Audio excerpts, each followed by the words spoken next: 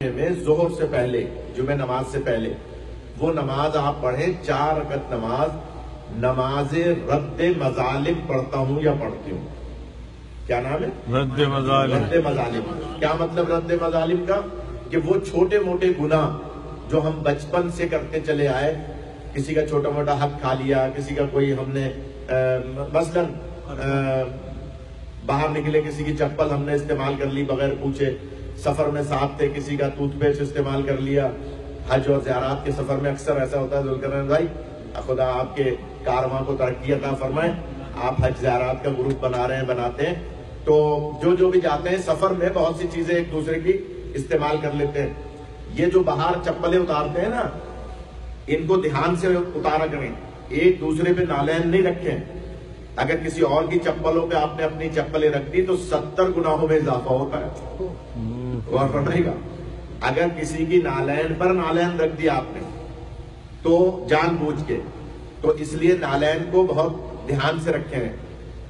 اسی طرح سے چھوٹے موٹے بہت سارے گناہ ہوتے ہیں جو ہم ان کو گناہ سمجھتے ہی نہیں ہیں۔ بہت سارے گناہ دل توڑنے والے گناہ، چھوٹی چھوٹی باتوں پر، چھوٹے چھوٹے معاملات پر، کب گلاس اٹھاتے میں، کپ اٹھاتے میں، چائے بناتے میں، افطاری لیتے میں، افطاری نکالتے میں، اور آپ کی زندگی کے معاملات میں، گھر کے اندر خاص طور پہ میاں بیوی کے حوالے سے بہت سارے شوہر اپنی زوجوں کے دل بہت توڑتے ہیں، جاہل جاہل کہہ کے۔ غور فرمائیں، یعنی بہت ساری باتیں معصوم کی منع ہے، کبھی بھی کسی کو جاہل نہ کہیں۔ اکثر بیوی سے کوئی غلطی ہو گئی ہے، گھر میں کوئی معاملہ ہو گیا، تم تو جاہل ہو، سخت منع ہے۔ ریاض بھائی توجہ فرمائے گا، سخت منع ہے معصوم کی، اس لیے کہ میری طرف منہ نہیں ہے نا، اس لیے میری طرف توجہ فرمائے، سخت منع ہے معصوم کی کہ آپ کسی کو بھی، زوجہ ہی نہیں، کسی کو بھی جاہل نہ کہیں۔ کسی سے مراد محب اہل بیت، کیوں کہ جاہل ہوتا ہی وہ ہے جسے معرفت امام نہ ہو۔ سبحان اللہ۔ یعنی جاہل کی علامتی عدم معرفت امام ہے۔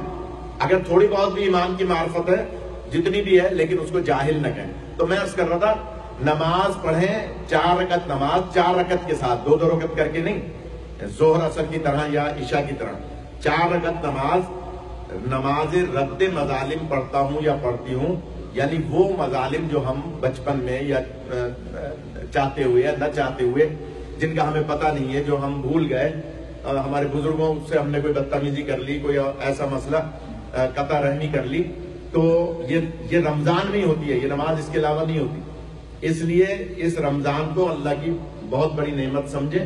تو 4 رکعت نماز میں پہلی رکعت میں سورہ الحمد کے بعد 25 مرتبہ سورہ اخلاص، قل هو اللہ احد، اور پھر 50 مرتبہ دوسری رکعت میں الحمد کے بعد، تیسری رکعت میں بھی الحمد، اور 75 مرتبہ سورہ اخلاص، چوتھی رکعت میں بھی سورہ الحمد، اور 100 مرتبہ سورہ اخلاص۔ یہ 4 رکعتی نماز عشاء کی طرح یا آپ ظہر اثر کی طرح پڑھیں۔ اور جمعے کی نماز کے بعد بھی پڑھ سکتے ہیں؟ نہیں، جمعے سے پہلے پہلے تو بتا دیں کہ فجر کے بعد پڑھنے، فجر کے بعد، دن نکلنے کے بعد، دن نکلنے کے بعد، اور ظہر کی یعنی جمعے کی نماز سے پہلے ہاں، یہ ایک 4 رکعتی نماز ہے جو صرف رمضان میں کسی بھی جمعے کو پڑھی جاتی ہے۔ زیادہ تاکید اس کی جمعۃ الوداع کی ہے، لیکن جمعے کے دن سورج نکلنے کے بعد اور ظہر کے وقت، جسے نصف النہار کہتے ہیں، یعنی جسے ہم کہتے ہیں زوال کا وقت، زوال کے وقت سے پہلے 4 رکعتی نماز عشاء کی طرح، یعنی 2 کر کے نہیں، 4 رکعت۔ پہلی رکعت میں سورہ الحمد کے بعد بالجہر، یعنی زور سے پڑھنی ہے، جیسے آپ عشاء کی پڑھتے ہیں یا فجر کی پڑھتے ہیں، اس طرح سے، یا مغرب کی پڑھتے ہیں، بالجہر سورہ الحمد کے بعد 25 مرتبہ پہلی رکعت میں سورہ اخلاص، یعنی جسے سورہ توحید بھی کہتے ہیں، دوسری رکعت میں سورہ الحمد کے بعد 50 مرتبہ سورہ اخلاص، تیسری رکعت میں سورہ الحمد کے بعد 75 مرتبہ سورہ اخلاص، چوتھی رکعت میں سورہ الحمد کے بعد 100 مرتبہ سورہ اخلاص، اور دوسری رکعت میں قنوت بھی پڑھیں گے، جو کہ علامت ہے شیعہ حیدر کرار، جو 53 علامتیں بتائی ہیں محبان اہل بیت کی، اس میں یہ ایک قنوت پڑھنا بھی دوسری رکعت میں علامت ہے۔